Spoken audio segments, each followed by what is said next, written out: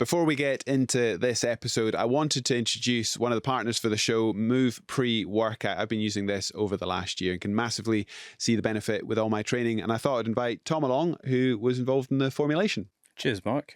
Obviously delighted to be supporting the podcast. And so Move Pre-Workout, we've got a strength-based formula, but this one is specifically designed for endurance athletes. And it's one of the first of its kind.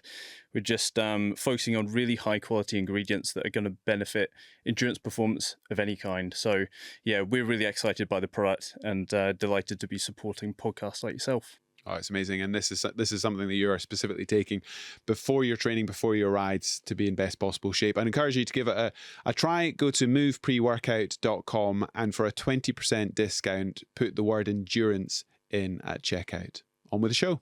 Welcome back to the Endurance podcast series. And if this is the first episode you are tuning into or listening to, then there's lots more to catch up on. We are filming in London at the Adventure Travel Show. We've got an amazing stand. We're going to have a series of guests over a couple of days. Our first guest kicking things off, Mr. Neil Laughton, somebody I've known and shared adventures with for a good while now, and we'll get into that in a short second. But before we do so, Martin, new year, 2026. I feel like the clock is ticking pretty fast to Race Europe, and we'll maybe get Neil's thoughts on a 6,000 kilometer epic. But you know, when we were filming the endurance podcast series throughout the autumn, it all felt like very next year. We're now in the year it's going to happen. Your first world record attempt. How are you feeling? Yeah, well, I'm feeling quite good considering how cold it's been and how hard training it has been. But I think if I benchmark where I was this time last year, when I was thinking about how cold it was and how horrible training was, I think I'm in a quite good place. So yeah, it's all just about really stepping it up now month by month as we head into the spring and being ready for the Doddy ride as the first test. Yeah, so that's in March, 700 miles going from Melrose and the Scottish borders to Dublin, carrying the match ball for the Scotland-Ireland game, which I'm sure Scotland will of course win.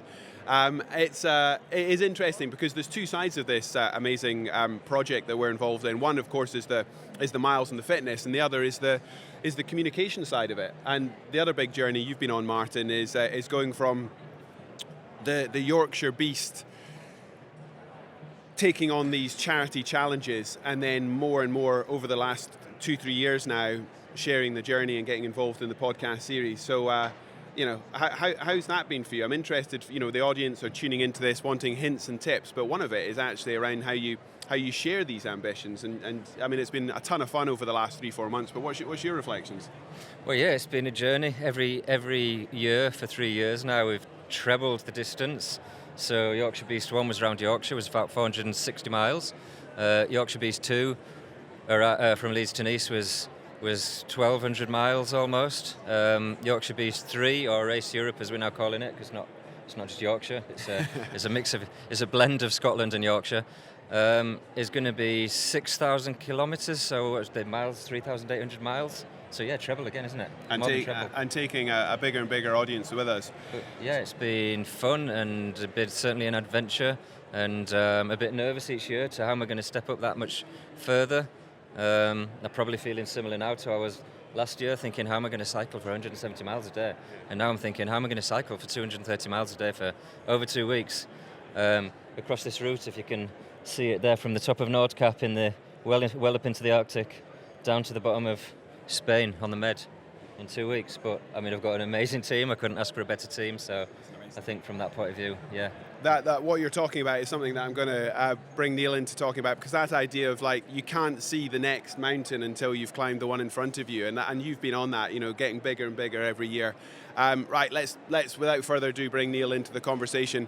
Neil, you're somebody who I've known my entire expedition career since I was leaving university. You are a gentleman, and I mean that in the truest sense of the word, who gave me a step up at the start of my career as I left university with a perfectly useful economics and politics degree and tried to cycle around the world with it. And you, through my cousin Katie, put me in touch with a mutual friend now, David Fox Pitt, who introduced me to one of my title sponsors, and off we went. So I've got a lot to thank you for. But let's start with the basics. We're in North London here. You live down near the English Channel. You've got a helicopter license, you can drive a lorry, a plane, a motorbike. There's not much you can't do in terms of transportation. Penny farthings, we'll get to that. How did you arrive today? Well, there's a bus replacement service, Mark. Oh, epic, the old bus replacement service. Well, I was hoping you'd say something. Right. I actually drove half the way in my adventure van, which has just been commissioned, Wildbox adventure vehicle. We designed and built just a couple of months ago, and it's got all mod cons. You'd love it. Superb. Right, well, as I say, there's a danger on the Endurance podcast when I know the guest and Martin doesn't. So I'm going to shut up at this point, and we can maybe go through some of the greatest hits, because, my goodness, there's quite a back catalogue before we get to maybe some of the other new questions which I'd like to ask you about. So over to Martin. Thanks, Mark. Yeah, so Neil, as I've been obviously researching you a little bit and seeing what I can learn, and finally getting to meet you, one of the things, amongst the many fascinating things I want to really ask about is the flying car, the first road legally flying car that you flew or drove in some combination, which I'd like to hear more about, from London to Timbuktu, covering 5,800 kilometres. What can you tell me about that? So that was a boyhood dream of a great friend of mine, Giles Cardozo. And we'd been smashing a world record with Bear Grylls on Mount Everest for the world's highest paramotor flight. And Giles had built these backpack flying canopy and machines, which was to the height of Everest. So it was pretty groundbreaking. And we were just in the tent on the side of the hill after the mission had been successful. Nobody died. And I said to Giles, what's your next mission? And he said, well, I think now I can design and build the world's first road legal flying car. And I said, well, that's really interesting. I'm a pilot, as you know, and how much do you think it's going to cost to build the prototype? And he dished out a staggeringly lots of zero figure, and I took a gulp of my sweet tea and reached across the tent, shook his hand, said, right, I'll find the money, let's build it. And Giles built this amazing off-road, off-grid, off-road car. It was based on a Rage motorsport vehicle, so independent suspension, and he did some really clever engineering, switching the engine around, making it a CVT clutchless machine, and then obviously putting a kind of a propeller on the back, and it was based on paramotor, parajet, paraglider technology. And in order to reach the funding to pay for this thing, I knew that we had to do a wild adventure. And so I came up with the concept of London to Timbuktu, somewhere I always wanted to go to and travel to. And I just thought, let's put the two together. So we literally, within a year, I was starting with Gilo and a team of 12, setting off from a fancy hotel in London, driving a lot of the way through, northern France, and then we started flying from Spain onwards. I did a almost catastrophic flight across the Straits of Gibraltar, and this thing was a pretty ropey prototype, but crossing 2,000 kilometres of the Sahara Desert, and eventually we got to Timbuktu. Wow. Yeah. Is that something that you've ever dreamt of doing? Well, it's funny actually, because when I was 5, 6, 7, when I was younger, I did actually always want to be an inventor or a scientist. That was my dream. And I've got quite a few memories. I made my own flying car when I was 5 or 6, and it was basically a cardboard box that we'd have got from QuickSave or whatever the shop was in Chapel Allerton in Leeds, where my mum took me shopping. I'd always get a cardboard box, I'd bring it back, it'd be on the carpet, I'd cover it in towels, sheets, I'd basically make a flying car. It didn't actually fly or move, but I genuinely believed at the time that I was going to create a flying car, and I'd get in it and I'd be like, Mum, how do I make it fly? So how is there a similar journey on your side? Obviously. What I love within that, and it's so true with so many of your adventures, and take this the right way, Neil, there's a childhood mischief about them. There is that sort of, whether it's the penny farthings or the flying cars, it's got that real glee about it, doesn't it? Yeah, every mission for me has got to have a spark. It's got to have something a bit interesting that attracts attention, and the flying car mission was without doubt. It's just like a fantasy though, isn't it? For any kid, it's a fantasy. Yeah. A flying car. literally, I didn't make that little story up. I used to get cardboard boxes, put sheets on them, and I wanted to make a flying That's car. wonderful. And then I was researching you, and you'd done it, and I'm like, I need to know everything about this. So what was the budget? How long did it take? How far did you fly? Can you tell me a bit more about that? How did it glide? You made it to There are a lot of Timbuktu, though, questions right? there. Did it glide like a rock, I'm guessing? I know, but I'm just Look, so it was just after the financial crisis, probably the worst time to launch a major expedition. The budget was circa £500,000. Wow. I mean, I didn't have it. I would have had to have sold everything I'd owned to pay for it. So it was starting for a big risk. But there was some amazing, I had a funding strategy which half worked, a bit like Mark coming to me back in the day.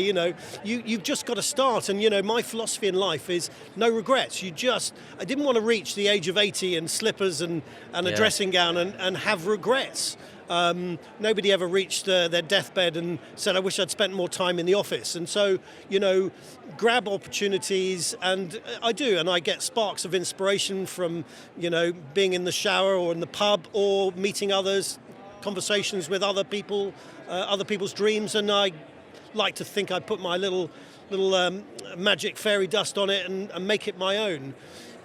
So the journey itself then, just to quickly round up on that topic, was there any particular high and any particular low?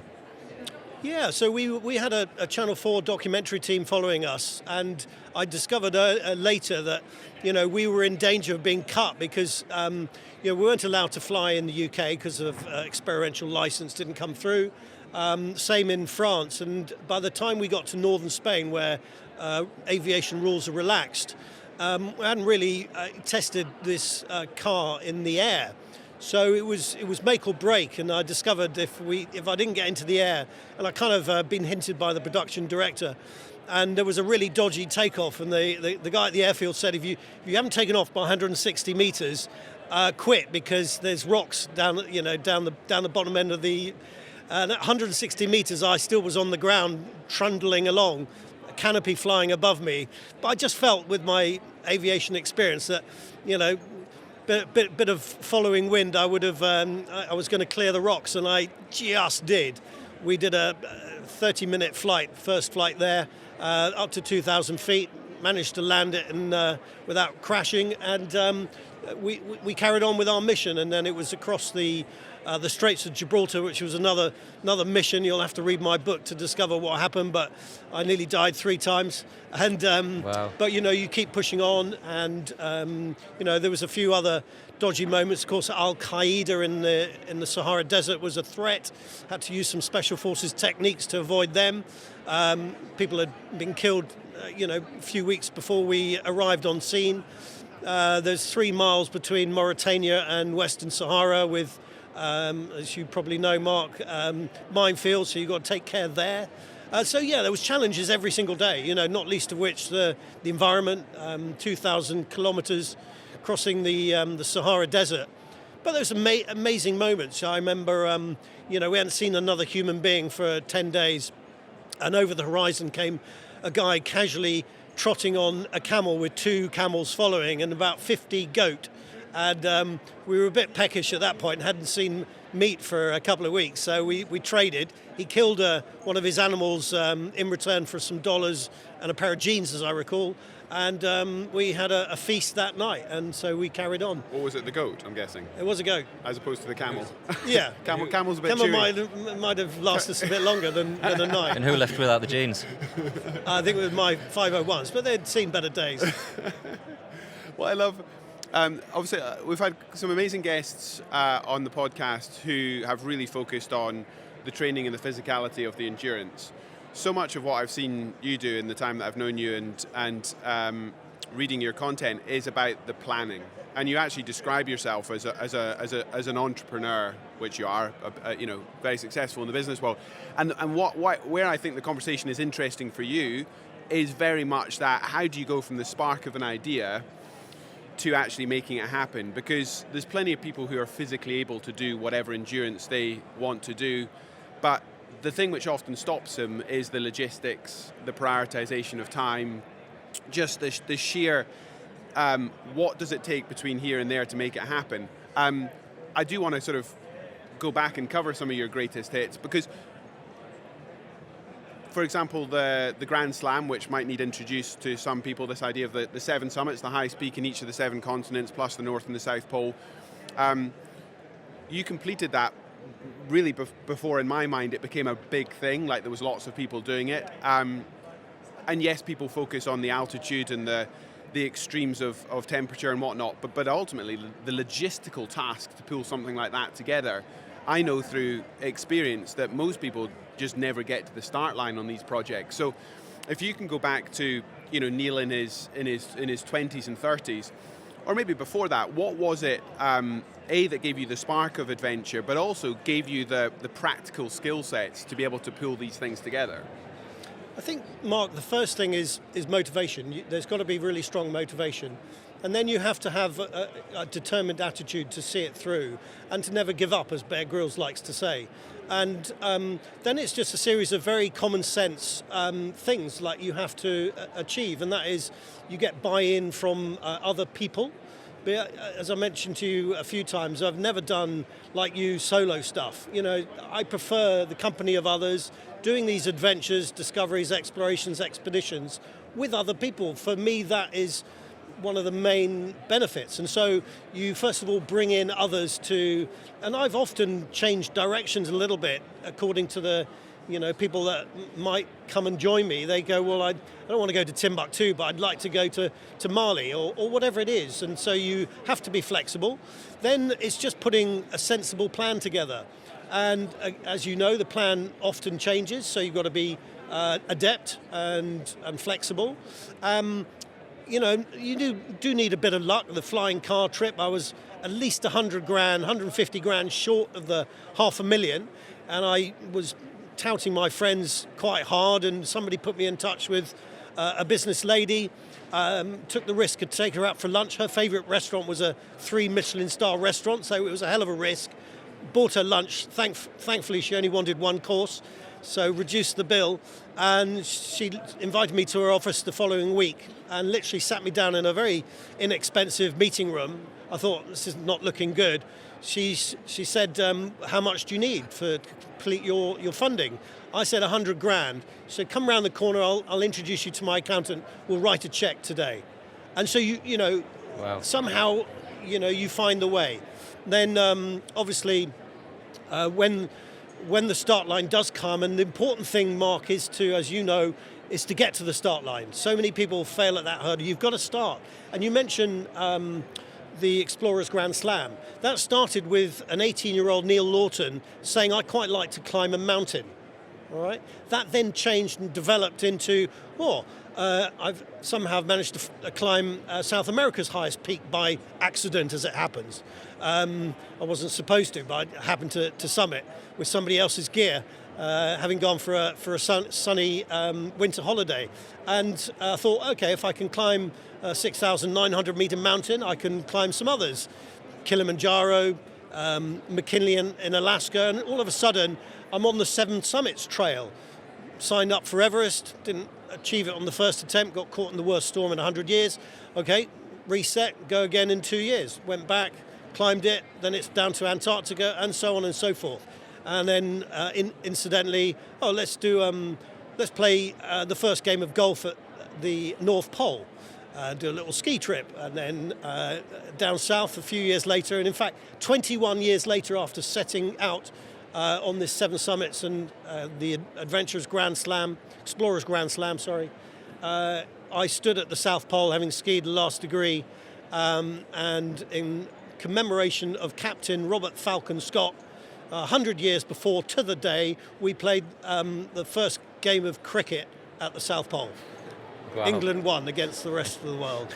Amazing. And so it's important just to get to the start line, you know, be flexible and never give up, keep going, however long it takes, and hence endurance. 21 years it took to complete that particular challenge. There's always that element with your expeditions, which I've always appreciated, where there's elements of real risk, but you also don't take yourself too seriously. You know, some of the stuff you've done is just got that real sort of daftness about it. You know, whether it's I'd like to say fun, Mark. Yeah, fun. But it's so true. I mean, we'll get to the Penny Farthing, you like which you dragged pain, into. as far as I can make out. You love to push yourself and the pain. I like less pain and more fun. That's the difference. But between I us. think your risk profile's higher. I think you do things where the exposure is greater. You know, if you think of some of the places you've been, you know, the risk profile is extraordinary. Whereas, you know, the worst that can happen to me is a lot of suffering. But like flying a homemade car over Al Qaeda in the desert. Yeah, something like that. Yeah, something like that. Well, I remember a couple of years ago crossing the ice Lake Baikal in Siberia, Russia, and we were, you know, obviously flying the Union Jack flag as we were walking across the lake, largest freshwater lake in winter. It's obviously frozen. And some of these sort of military vehicles trying to run us over, and we were wondering what the hell's going on. Of course, Putin had just invaded Ukraine, and we had no idea. So Right. there's a few risky endeavours in my portfolio adventures, but you know, as long as you live the next day, you're free to go on to the next one, aren't you? The Endurance Podcast is brought to you in partnership with Enjoy Travel. Huge thanks for all that they do. And I don't need to introduce my co-host, but over to Martin Mansell to explain Enjoy Travel. So Enjoy Travel brings you car hire, hotels, airport parking lounges with a loyalty platform, meaning you buy 9, you get your 10th free. And you can mix and match across any range of our products. You don't need to just buy 10 car hire, you could buy a hotel, a car hire. And we're giving you a special discount code to celebrate our podcast, which is RID3R, as in rider, and you'll get up to 30% off everything. So click on Enjoy Travel. It's been amazing for these epics, makes our travel so much more enjoyable and seamless. So thanks Martin, thanks Enjoy Travel. Maybe it's the military routes, but you do love flying the flag. You're following that rich history of sort of British explorers, which, you know, is great fun as well. You know, you pull together international teams, but you know, even when you pull together the, you know, Scotland versus England, you know, Penny Farthing polo championships, there's always that, you know, I do like that sort of like broader collective story. And you know, you mentioned Scott already, but so many of your expeditions have in some way been inspired by historical events or figures, which again is a lot of fun as well. People can wait up and just want to push themselves because they enjoy being in the great outdoors, but I've noticed with a lot of your projects and expeditions, there's some broader narrative that you're following, you know, recreating a special forces operation or doing some homage to a piece of history. You know, I was involved for a couple of years with you with breaking the oldest, is it the oldest British cycling record or the oldest cycling record, the hour record on a penny farthing? Yeah. And you know, that was harking back to sort of 1882, and you know, through that just got to learn this wonderful origin story of the bicycle and racing. Yeah, absolutely. Mark, you're president of the Penny Farthing Club, yes. Honorary. Top of my CV, yeah. But you know, I'm looking at Martin's challenge, cycling. I mean, the longest I've done is... That's not going to be on a penny farthing. I know. The longest I did was Land's End John O'Groats on a penny farthing. Yes. And I met Mark on Edinburgh Railway Bridge or wherever it was, yeah. And he didn't know at the time my arse was absolutely killing me after Land's End John 850 O'Groats miles on a penny farthing. How long did that stiff take? saddle. How long did that take? 11 days. I mean, he says he doesn't like suffering. That is suffering. That is absolutely brutal. An hour on this thing. I've done 100 miles on a penny farthing, and the problem with a penny farthing, well, there's lots of problems with a penny farthing, is you can't get out the saddle. You can't lift out the saddle and just get like a moment of relief. You are stuck on that thing because you're literally, you know, you are pedaling the wheel. It's as direct as you get. So yeah, 100 miles on a penny farthing is some of the worst saddle sores I've ever had. But I think you're right. You know, I am a patriotic Brit, yes. So I like to fly the flag when one can. And of course, whilst we think the penny farthing design was by a Frenchman, we'll just skate over that one. It was developed essentially by the British and rode by gentlemen of the day in the city of London. And you know, even now I ride around London and elsewhere on the penny farthing, and it's the quintessential thing that I like is it's got a Britishness about it. It's unique. It's slightly mad, daft, as you like to call me, and it brings joy to people. It brings joy. Yeah, I was just going to say, look, it just puts a smile on people's faces, whether you're a teenager or a 90-year-old grand person. It puts a smile on your face, and that's what life is all about for me. So something else I found fascinating whilst we're on the penny farthing topic is you have got 6 or 7 world records on a penny farthing. One of them, I think we just talked about, Land's End to John O'Groats. Was that Well, a I world haven't got record? that record. No, that's one of my club members, Richard Thoday. Okay. But inspired by Mark and others, I thought all these people I'm introducing to penny farthings, and they're going off to get Guinness World. I want a couple of Guinness World records. You didn't get a couple And though, so, did you? You got 7. Actually, during the Land's End John O'Groats, because it's so painful, I had to have an idea of how to offset the pain. So I decided that I would learn to ride no-handed, literally put your hands behind your back.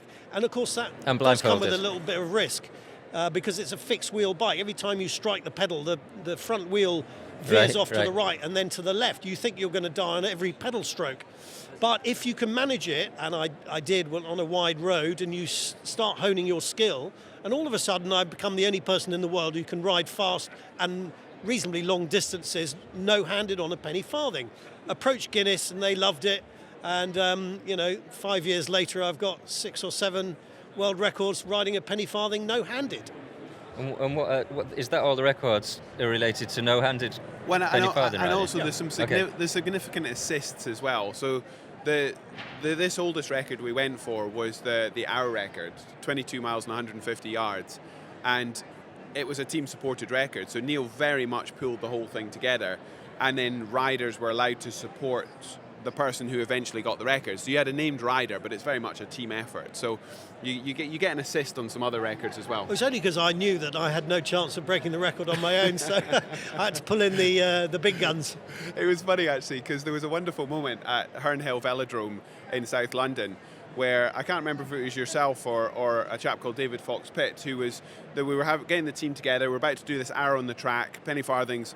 And the conversation was, this is all about positivity. This is about mindset and positivity. And with the right mindset, we can do this. And I said, I hate to sort of pitch in at this point, but this is actually about functional threshold power. This is about a number. And no amount of happiness is going to allow you to keep up. Quite right. And there's mindset is fundamentally important, but you also have to have bloody strong legs. We ended up as support riders for Mark, and lasted after that great speech by David, we lasted about 3 laps and then left him to it for the next 58 minutes. It was good fun. Anyway, we should get on with some other of the expeditions. I'm sure we want to dive into some of the mountaineering and the endurance that it took to take on some of these projects, and some of the stuff closer to home, circumnavigating the UK on a jet ski, Ireland, just the inspiration for some of these projects and how you've weaved your way between them. I don't know where you want to go next, Martin. I was going to... I don't know how much time we've got left. No, we're good. We're absolutely fine. I was going to ask a little bit about your business journey that's been kind of accompanying your adventure journey, because to me there's a clear link. In fact, it's almost the same thing. It's no secret, running a business, enjoy travel. We're trying to grow it. We're trying to build it. We're trying to diversify, whilst I'm trying to build this endurance adventure on my bike. And you have had a particularly successful business career. As I've studied and learned, built a business up to £40 million turnover, sold it to some FTSE company. What can you tell me about that? And is there a link, can you see, between all the adventure side and the endurance side of your life and the business side, or are they two completely separate skill sets? Is there much overlap? Yeah, so to answer your question, I think the first thing I would say is that it was a strategic decision. I mean, my life passion is adventure. Let's put it out there. It's not being extremely wealthy or a great entrepreneur and a businessman. In fact, for the first 5 years of my career, it was a disaster. I was chucked out the Marines, kicked out of various businesses for not having the right skill set or something, or just bad luck. One occasion, company made me redundant for no clear reason, and then a few years later I discovered that the MD wanted his best mate in my job, and stuff like that. And strategically, I decided that, and I had some opportunities to work in the adventure sphere, and be paid a modest salary, as I understand they do. But I decided that business was my route in order to fund the adventure stuff and the exploration and the expeditions. And so that was a conscious decision from an early age. And then, you've got to apply yourself. I did a postgraduate business course. I took some jobs and normally failed, but eventually I realized I needed to take ownership of my own destiny. And that, in business sense, is starting your own business. Having had a little bit of experience, and then I literally started a construction company, commercial interiors, design, build, furniture and relocation management from scratch. Literally a computer on my dining room table, printed some business cards, and yeah, it was a 17-year journey with some great people who supported me and saw the vision, and then came on the journey with me. Hard work, early mornings, late nights, etc. And I'm planning and designing and executing expeditions as we go in my spare time, or making spare time to do it, and building this business. And eventually there was a flick of a coin as to whether we would go for 100 million turnover or sell. My colleagues, management and partner decided that we should try and sell, and it went pretty quickly. And how much do you think is the balance between luck and pure hard work and vision, or is it more one or the other? Do you think sometimes no matter how much pure hard work and vision you've got, you just need that luck, or sometimes can you not have that such hard work or such a vision and just fumble through it a bit, but you have so much luck that you just do well? Do you think there's any balance? Or? I think that my experience is that people who sort of fumble along and hope for the best generally don't. It doesn't end well. I think you have to be quite strategic, quite focused. You've got to have a plan. The plan can change, but you've got to have a plan, and you've got to be ambitious. And there's some moments in my career where I could have taken the safe path, not only from an adventure perspective, but also from a business perspective. And if you aspire to certain things, you've got to take some risks. You've got to put it out there. You've got to get yourself, yes, hard work, yes, a little bit of luck, but actually you've got to be strategic and you've got to go for it. You ask a good question, Martin, because this is ultimately about the balance between, it's about prioritization, isn't it? I mean, I guess the luck comes because you've put yourself into a situation where luck can happen. The luck doesn't happen unless you've created the space for things to fall the right way, the flick of the coin. But I think a lot of people listening and watching this will be furiously busy mid-career, young family, whatever that looks like. So, work, family, community, adventure, whatever this looks like, it's about time, it's about allocation of time. And there is no magic wand, but it's interesting the way you described it, Neil, which is, I guess, different to a lot of people, where you said, my life's passion is adventure, and everything else that I do is an important resource that sort of sits around that. Or a lot of people would go, well, this is my career, and then maybe when I'm successful at my career, I might be lucky enough to have the time to do some adventures. Yeah, that often doesn't happen, does it, Mark? Yeah. You've got to do it from the word go. And let me give you one clear example of how that works in practice. So I'd set up my business in 1994, I believe. Within a year, I was on Everest. Within 1 year of starting my business, okay, with all the challenges of a new start-up business in London, with rent to pay, staff salaries to pay, I was 8 weeks away from the desk, from the office, from my clients, and from winning business. But it was important to me to have a bash at Everest at that moment. An opportunity had come up, and I took it.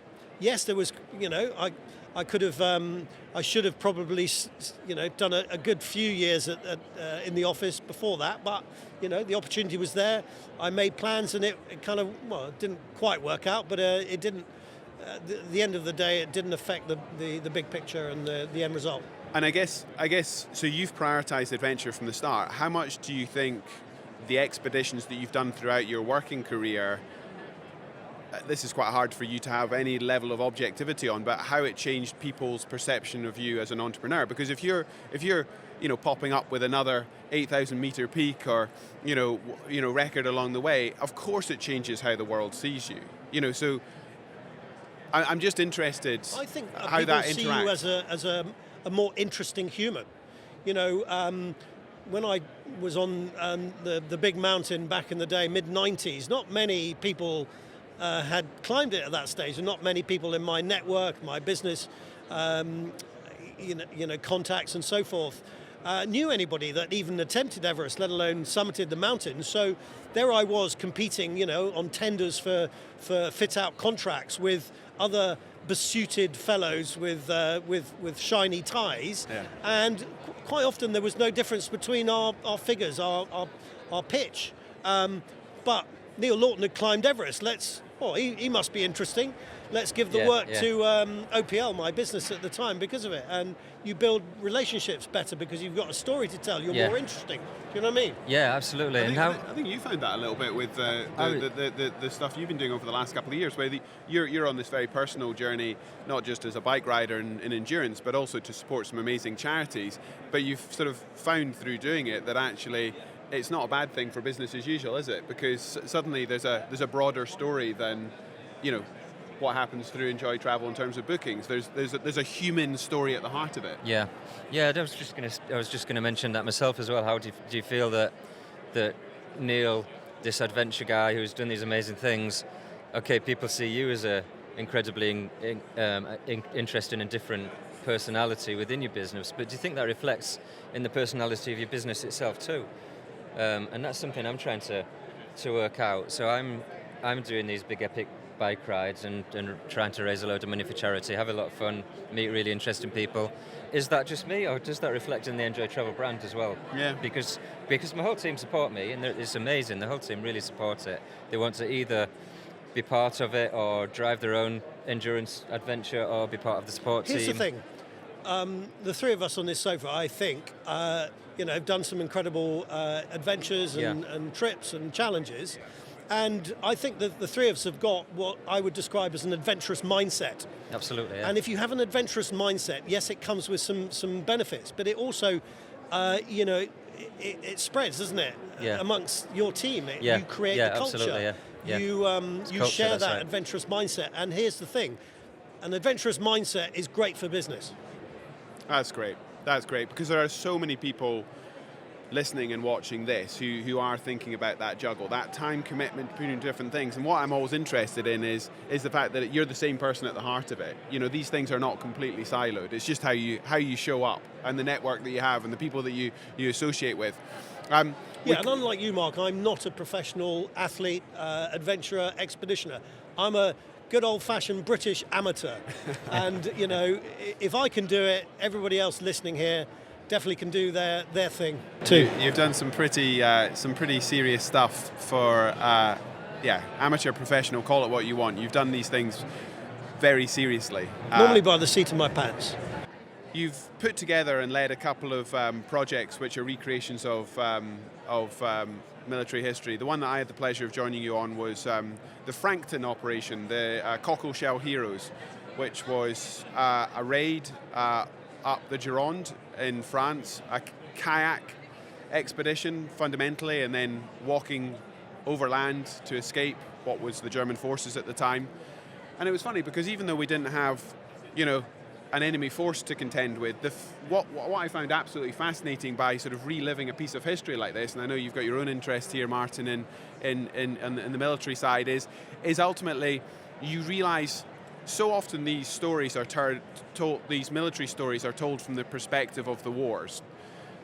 And actually, what's often missing within that is, adventure's the wrong word, but the physicality, the actual endurance at the heart of it. This is not just about sort of the guns and the hardware, but actually the physicality of the journey at the heart of it. Whether it's, skiing through Norway or kayaking up the Gironde, we found through first experience, and I remember paddling up the Gironde with the history books, reading the stories, going, well, that's one perspective on what happened, but what's kind of missing from a lot of the storybooks is actually the expedition at the heart of it, because it's all about and I found that absolutely fascinating, because you could go on a kayak expedition up the Gironde and just do it for itself, but when you put it in the historic context of what those men were doing back then, for me it cast the whole thing in a completely different light. And you brought me into that world. I'd never done an expedition where you're trying to sort of do more than just a physical journey. You're actually trying to bring something to life in a way which makes sense of it and hopefully inspires others. It was a great trip. It was one of 3 Commando raid recreations, and we talked about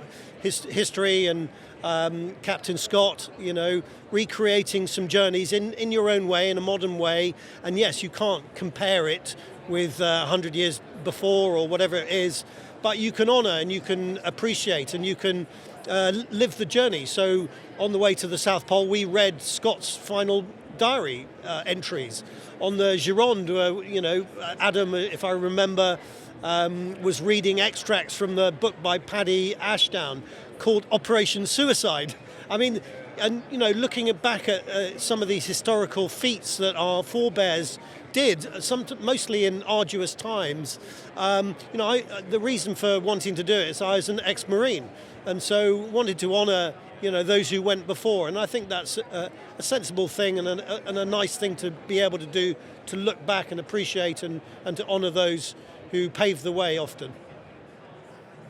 I think there's often an assumption as well that with modernity that things are you're going to be sort of better, stronger, faster, nutrition, whatever else it is. And we found through some of the Penny Farthing records that actually those that went before, back in the 1880s, they were phenomenal athletes. With all of our sort of modern training and kit, we struggled to do what they were doing 150 years ago, which took us two attempts at our historic record mark. It's humbling when you sort of look back and go, well, just because we're living now, you don't just assume that things are better, faster, stronger. That historical context is amazing. So to be able to doff your hat to some of these historical figures, I think is a fun spin-off on some of the adventure. Not all, but some of the adventures that I do. Agreed. Martin, where's as we bring this conversation to a close, there's if people want to read, look online, there's a lot of amazing resources that Neil's put out there about his specific expeditions. Clearly, on a individual podcast recording like this, we're not going to cover all the tales of all the expeditions. I did write a book a couple of years ago. It's called Adventureholic. It's quite a rollicking, rolling ride through 7 continents by land, sea and air. So lots to chew on if anyone is interested in reading a few more of the adventures. Adventureholic. I would absolutely recommend it. And where I want to close the conversation, Martin, is very much around the community building as well. So you're involved, you mentioned a few of the organisations that you've helped with. Others include like the Science Exploration Society. These are not just going out there and pulling together teams for expeditions, but this is you trying to sort of give, I was going to say the next generation, but a broad network of people the skill sets and the platform to be able to go out there and do really interesting expeditions. So before we close this conversation off, any thoughts on how you spend your time and you think about these communities that you're building? Yeah, I think it's important.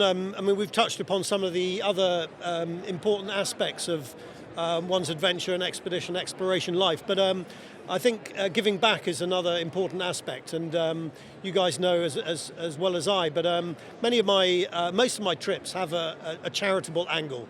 So the first mountaineering stuff was done for Great Ormond Street Hospital. Why? Because I was a former patient, aged 7 and 8, at Great Ormond Street Hospital. There's a connection, and there's a purpose, and that helps you with endurance. When you're at your lowest ebb, and it's freezing cold and you're hungry and it's painful, it's these things, the purpose of why you're doing something, that pulls you through to the next day without quitting. And so we try and find a good charitable aspect to support on each of the endeavours that I get involved with. One was a couple of years ago, paddleboarding down the Amazon River, and we decided to support Prostate UK. One of the things we decided as a team to do, there was 7 gentlemen, 1 female on my team, and the 7 gentlemen said, right, we'll get a PSA test because we're all over 50, and you know what? 3 out of the 7, including myself, had a major problem with prostate, and actually that aspect of giving ended up saving my life. So I've just got one last question, really. Do I need to build in some penny farthing training or riding into my training schedule for 2026? I think a very sensible idea. Very happy to teach you how to ride it, Martin. Oh, amazing. Come anytime you like. It'll change your life. You may even decide to swap your carbon fibre racing bike for the penny farthing on your challenge. Sounds tempting. I think you'd fit a 48 quite well. You've got a few of them in the shed, 48-inch wheel. Yeah, I've got one on the back of the adventure vehicle. I'm definitely up for that. I don't mean swapping my quite expensive carbon fibre bike, but I'm definitely up for giving a penny farthing a try. Never say never, mate. Never say never, true. Well, it's an absolute pleasure to meet you in conversation like this, Neil. You've been an absolute gent throughout my career. We've had the pleasure of sharing some expeditions. Martin and I are taking on this 6,000 kilometre epic this summer, so we'll keep you posted with progress. Very best of luck, gents. Yeah. Thank you. And a couple of fantastic charities involved there, Yorkshire's Children's Charity and the My Name's Doddy Foundation. Of course. But thank you for making the time to come along to the show. We'll let you go and enjoy the rest of it. There's a lot going on for those that are tuning in after the event. It's all kicking off now. We're recording this at 10:30 in the morning, and the show's really livened up since we started recording this morning, Neil. But with that, thank you so much, my friend. Absolute pleasure, Mark. And Martin, thank you very much, and good luck with your challenge later in the year. Thanks very much. Amazing meeting you. Well, thanks very much, Neil Laughton. That was a fascinating conversation. I really enjoyed that. And now moving on to the rest of the adventure travel show for the weekend. But if you enjoyed that, please do give a like, please share, please make a comment. Yeah, so we're filming these either at shows like this. We're at Kendal Mountain Film Festival, here we are in London, or out on the Epics, and there'll be more Epics to come throughout this year. So share with friends, and plenty more episodes coming soon. Subscribe, press the button.